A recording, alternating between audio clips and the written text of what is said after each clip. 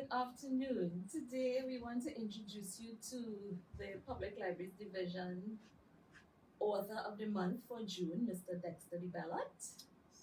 Mr. DeBellot, thank you for agreeing to be our Author of the Month. We are looking forward to hearing more about you and what you have written.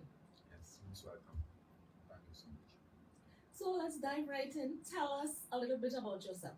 Well, as the book suggests, work-related stress in TNT prison, I am a prison officer and I've been for over 14 years. I'm also a counseling psychologist and I've been a counseling psychologist for a little over 3-4 years now. And it has been a journey. It has been a journey to where I am now, from where I came from, some of the issues I would have had to face within prison, it all culminates into this book. So are you a counseling psychologist within the prison service? No, I am not. I am a prison welfare officer in the prison service, but I'm a counseling psychologist outside of the prison. All right, good. So we don't want you to share all your secrets now. Yes.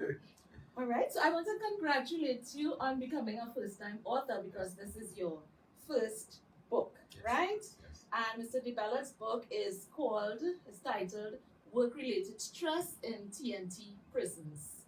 And sometime during the interview, he'll tell you how to source the book.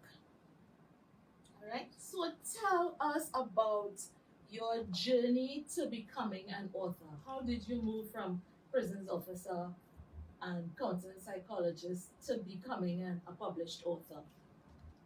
That is, again, a very long story, but I'll try to condense it. When I started my bachelor's degree in psychology, counseling, and social work at the Caribbean National College, I got to the point where I had to do my thesis. And I always knew that I wanted to be a psychologist. So that in my pursuit of education, I decided to do a study on work-related stress in the TNT prison. Okay. Because I was working there, well, I'm still working there, and the job of a prison officer is really stressful. So that there was no evidence to prove that work stress really exists within the prison service.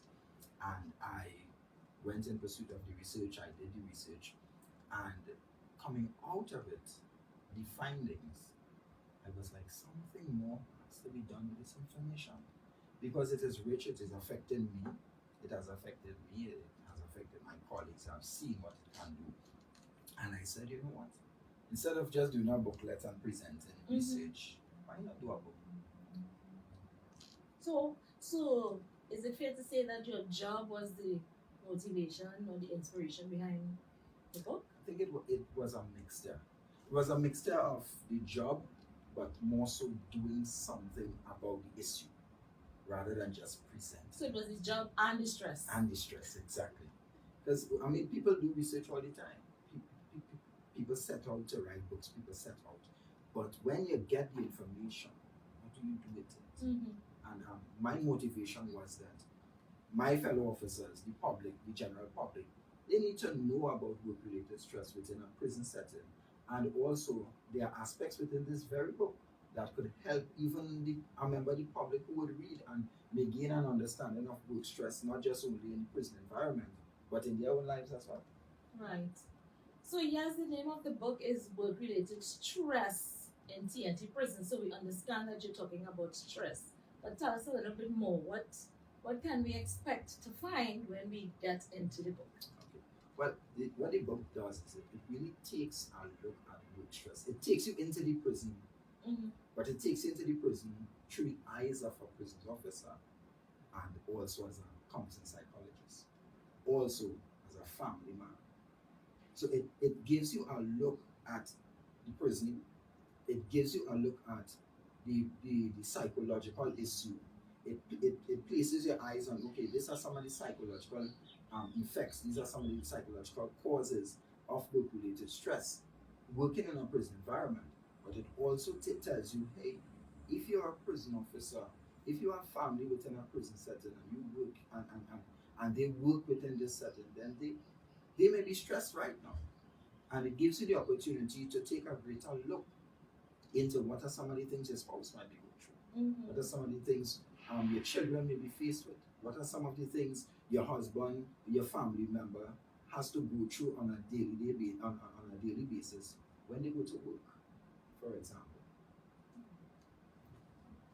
I just want to say that, all of us suffer from stress, so it would be interesting to find out what is the difference between the stress that prison officers face, or I should say prison employees, or is this stress specific to prison officers? And that's a beautiful question. And that's one of the reasons why I placed this quote at the back of the book by Brodsky 1982, because what he was saying basically is that once you have an organization or population of people, one part of the population are in prison, and the other part of the population is there to make sure that that population stays inside, Right. would be an organization under stress. And that speaks exactly to your question. The fact is that we have an environment of people who do not want to be behind bars, Of who course. do not want to be. The society has said you have offended against the country, you have gone against the laws, and this your punishment is to be incarcerated. Not that they want to be there. And then people like myself and other officers are charged with the responsibility to ensure that they stay there and take care of them while they are there. And that in itself is more stressful than you going to work today and coming home this afternoon and say, well, the boss man stressed me out today. But this is a constant population sentenced to years and years of imprisonment. And sometimes years and years of waiting for your case to be called.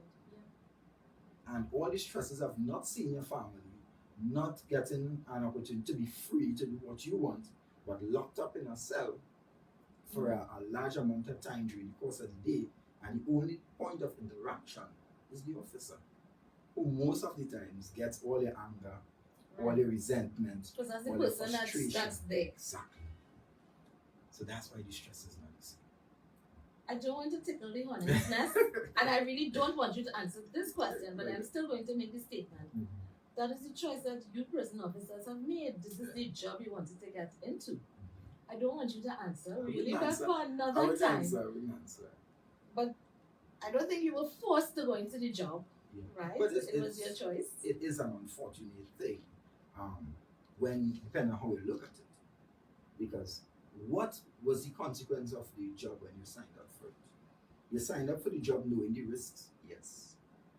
But the responsibility in addressing stress, work stress, is not only the responsibility of management, it's not only the responsibility of the officer, it's not only the responsibility of the country, the politicians. It's collective. It's a collective approach. And the fact of the matter is that we can't really take that position. I wouldn't take that position because the effects linger and the infection is wide. I did say I didn't want him to answer the question, I right? I couldn't help it. So based on what based on what Brodsky said, are you saying that all prison officers are under severe stress or work-related stress? That's not what I'm saying. I'm saying that all prison officers are exposed to stress, Right. but they deal with it differently. Somebody may be in the same, you and I can be exposed to the same amount of stress, but your ability to withstand that stress is different. Your ability to manage that stress is different to how I manage it. Right. And how I would choose to manage the stress would be based on what I'm going through at that point in time. You understand? So that we must pay attention to the fact that the environment is stressful. Basically what Brodsky is saying, here's what, prison is a stressful place, stress ain't going nowhere. So you can't expect to go in there and not be exposed to at least a certain level of stress. So you should go in and learn to manage the stress that exists, right, so that it doesn't have adverse negative effects on your job as a police officer, right, on your family, so, and a wider society, and everything else. I wasn't planning to ask you this question, but then isn't it part of the organization's duty, and I don't know if they do or not, but do they prepare the prison officers before they go in, letting them know that this is a stressful job, they You're going to be faced with situations that will probably overwhelm you at time. And this is this avenue is available if you feel like you are getting stressed out, or there are some things that you can do before, or there are some things that you should do after you leave the job, so that you are relaxing, or you are throwing off maybe the stress that you would have picked up while you were on duty. Beautiful question. The fact is, the prison has employed a lot of things to address stress, but there's need for more. Okay. And that's what it comes down to. Because stress has evolved. The stress has evolved. Tell me some more. When you say stress has When evolved, when you look at what the officer is faced with, you look at Okay. years ago, Right. prison officers were not necessarily dying at age 35 and 40 Right. from cardiovascular diseases, for example. Mm-hmm. And within the same research, you would have seen where a large amount of officers in the sample population Mm-hmm. already had signs and symptoms of cardiovascular diseases. Hmm. And the life expectancy of a prison officer, based on international studies, is 59 years. Wow. And we receive old age pension at 65. So you don't have any time to, well, you wouldn't even get around to enjoying And it. this is my thing. I have witnessed, I have attended funerals of my colleagues who would have died from a heart attack or brain aneurysm. And the fact of the matter is, that stress came from somewhere. Mm. And more likely than not, there's a huge correlation to the job and work stress and the link to cardiovascular diseases. And that's why, as officers, not only in the prison service, across the board, in the protective services, because the issues the issues are mimicked in the police, for example, with the amount of stress and the demands of the job. So I want to challenge you. You just threw out the name of a paper or a book right there.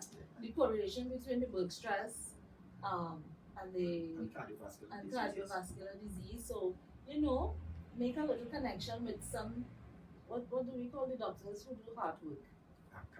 A cardiologist. And you all do the research and write the paper. Now this is available for information work. Yes, that's what we're there for to help you with the research and so on. But it's a nice topic. Yes, and the thing about it is, we need to, as a society, as a country, I believe, it's my view that, hey, we need to have evidence-based research. Correct. For our country, for our Caribbean. We rely on foreign research, but it is not necessarily applicable to our culture. And we need evidence-based research. Correct. That we could stand and say, hey, based on research conducted, this is the case. Correct. Officers are dying at a much younger age than before. Officers are developing cardiovascular-related symptoms and cardiovascular diseases, and something has to be done about it. Mm-hmm. And that's not the only thing. That's just one question. That's just one aspect. The whole scheme of things. So I see you're getting a little heated. Yes. So I'm passionate about this. Let's move on. I read on page 72 a very interesting statement by somebody named Lindquist, right? And it made me think a little bit.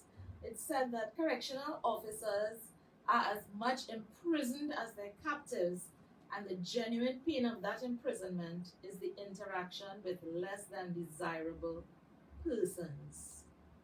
And your response was very interesting. Can you share that with us, your response? You were in agreement with the statement, and then you went on to explain why.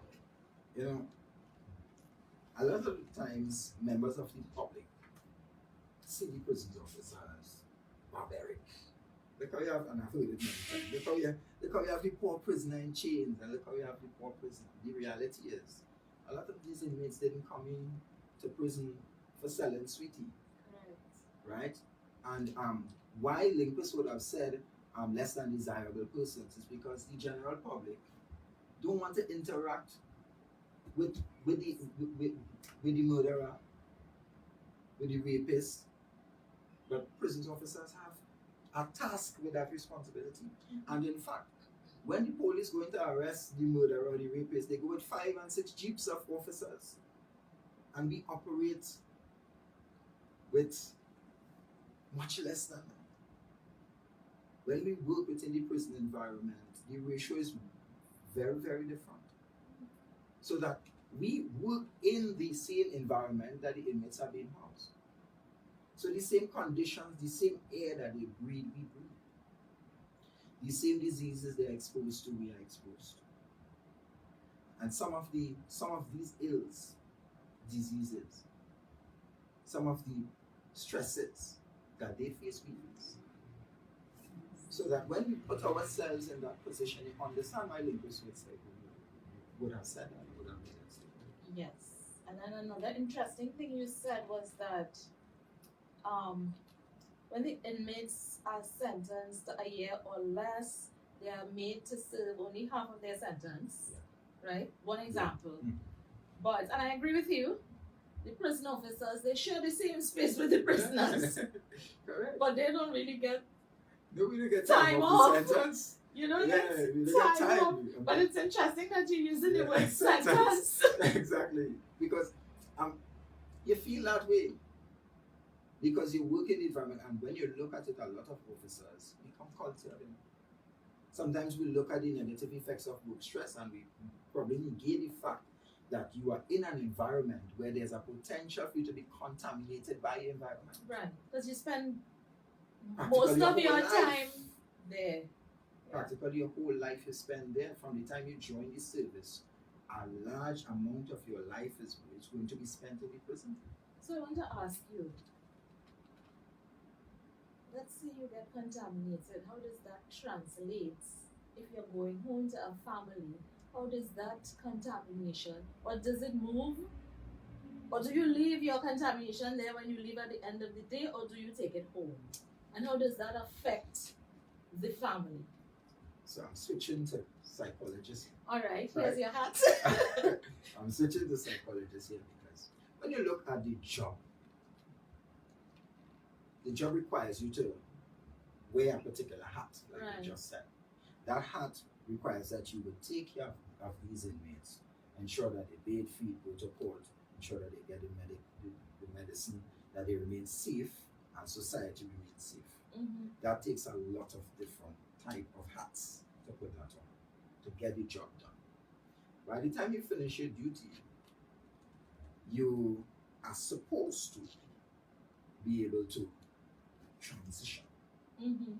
But you cannot, because it's highly impossible to switch off officer mode just like that and switch to husband, daddy, father, brother, family member just like that. And when you add the work stress with death threats, for example, let's just marry two together. Work stress in prison with death threats, and you leave the prison, what happens? Hypersensitivity takes over. Because today, while I was working, about 6 different prisoners tell you they're going to kill you. Right. They're going to burn down your house, they're going to probably kill your child. These are the realities that we face as officers. So my question is to you, if you were in that position, probably already you're feeling the stress of it, and now you're driving on the nation's road with 5 death threats in your mind, and you're going home hypersensitive, and sometimes when you go to crack the door, wifey vex because you reach home late. Right. So you're going into a hostile family situation after a hostile day at work. And a lot of officers develop negative coping patterns to address the aspect of having to face a stressful work environment and face a stressful home environment, a toxic home environment that most of the times was caused because of the officers' work patterns in the first place, but you may not be aware of it. Mm-hmm. And when you say negative coping patterns, we're talking about maybe alcohol Let's say, or beautiful, alcohol. So what happens? He has to numb to go to work, numb to and go then he has home. to numb to go home. And when he reaches home, drunk, what happens to his family? Let's just say he's numb. Exactly. So, and that's just an example Very of, serious. of what could happen or what happens at times. And then the family pays it. And this is how far down work-related stress finds its way into society. Mhm. Because when we look at it, it's not prison alone. It infiltrates. Exactly. It infects Yes. and then it affects. And Then that's what you happens. see some rotting happen. Exactly. So then the children develop certain patterns and standards. The wife develops certain ideas, or the husband, because we're not talking about male officers alone. We're talking about male and female officers. Mhm. So that we're looking at where the birth of the familial issues could actually be have a great aspect inside of them. Okay. So it's a lot to think about, and as somebody looking in from the outside, I doubt that we ever really think that far. Sure. You know, we hear the complaints and we say, well, I'm not talking for everybody, but we hear the complaints and it's like, what do you want again?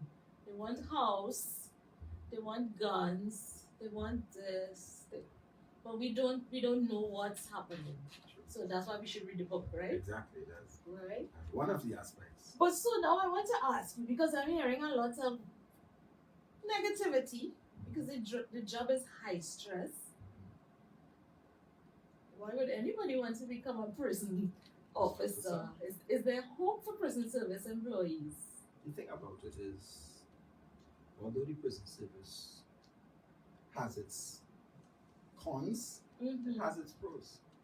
When you look at the job market, the majority of jobs that are offered contracted. The prison service is a full-time job. You're permanent. Once you go through the rudiments and you pass out, you get a permanent job. Right. So job security is one of the reasons why a lot of people choose the prison as an option. Likewise, the protective services across the board is permanent employment. So that people will choose a permanent job for job security rather than a contracted position any day. The other fact of the matter is prison officers are highly skilled individuals. Because think of the prison environment and think of all the things that needs to take place. And they are all done by prison officers. The majority Share some more. there are civilian staff, but when we look at the industries within the prison, we look at the agriculture section, we look at the school, we look at the we could look at the aspects within the radio station, for example. Yes. So that there's a broad and a wide base of knowledge among the prison officer population. And that in itself, people would have the opportunity to find the niche and contribute to the rehabilitative process. Right, you took the word right out of my mouth. So what part of your job allows you to play that rehabilitative part? I would say all aspects of it. From the time an inmate comes in to the station, and from the time an inmate comes into the prison, it starts by the communication. Officers speak to inmates, speak to them, help them to understand, hey, you're not supposed to be, where you coming in again for? Boy, this is your second time, you have to settle down. Simple, you may not have formal training, but the conversation that is built from inception, it's one where it's rehabilitation. When the inmate comes into prison again, the other aspect of it is, hey, the aim is so that you leave prison better than you came in. Right. So that from inception, unfortunately not for the remanded inmates because they are different. When you're convicted, then you're able to get more out of your experience in prison. Right? And you are exposed to schooling, you're exposed to the different aspects within whatever niche you fall into. Right. Right? And that's it. That I believe one of the things is that people develop the perception of officers, but they don't really know exactly what it is to go through or see through the eyes of the officer actually working within the prison environment. And what can the prison service or the prison officers do to change that perception? Well, one of the things I think that was good the other day when they had the documentary on Behind Prison Walls, or one of those documentaries that they had. Yes, I forget her name.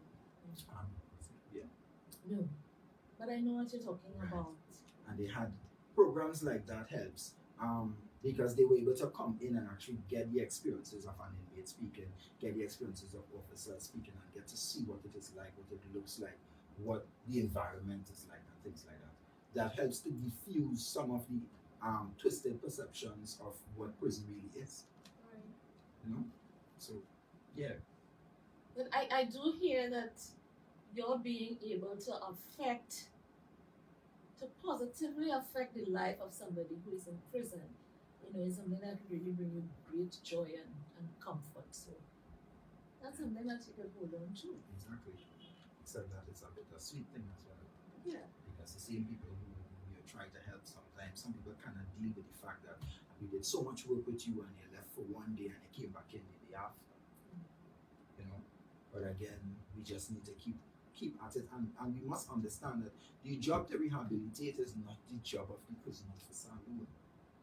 No, it cannot be. Exactly. But people sometimes you hear them say, what are you doing to rehabilitate the inmates? And I ask the question, what are you doing to rehabilitate the inmates? Because the same inmates come back out into society and we don't want to give them jobs, we don't want to give them the opportunities, we label them for the crimes they committed and pay the price and they've for. already paid for that crime. You know? So that we as a society have a responsibility as well. That's why restorative justice is a dual responsibility model. Everybody have their part to play in addressing the aspects of rehabilitation. Correct. So that's a lot to take in.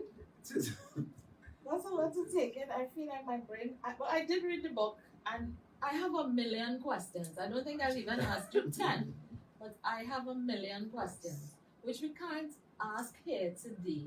So I'm sure that you would want to encourage folks to read the book. The book and have a read.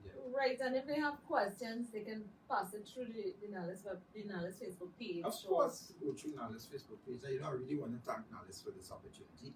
And it's an initiative for me that gives people hope. It gives people hope in, you want to be an author, you want to publish a book. Here's what, go for it. Go for it. I used to come 33rd in test in secondary school. Right? 33rd, it had 35 children. That's a weird number, okay. Right? And I'm saying that apart from, and when they read my bio, they would understand that if I could do it, you could do it. It comes down to that, because when people give up on you, but you manage to not give up on yourself, right? And I must plug in there that God has a big part to play, and we cannot do it without God as well. So yeah. So is there anything from the book, any part of the book that you would like to share with us so that we can hear you read something from what you have authored? This book belongs to the Trinidad and Tobago Prisons. It was done for the officers. And I think the most fitting thing to read would be the dedication. Okay. So this book is dedicated to the hard-working members of the Trinidad and Tobago Prison Service. Words cannot express the gratitude owed to each of you for the sacrifices you make daily to protect society. I take this opportunity to commend each of you for your selfless loyalty to such a noble but thankless profession. I encourage you to fly the flags of your nation and the service you so diligently serve high.